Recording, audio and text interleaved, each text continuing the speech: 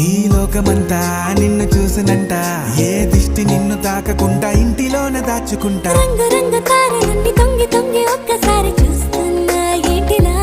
ఆ పైన లేని వెన్నెలంత నేల మీదకొచ్చినట్టు నువ్వు అంటే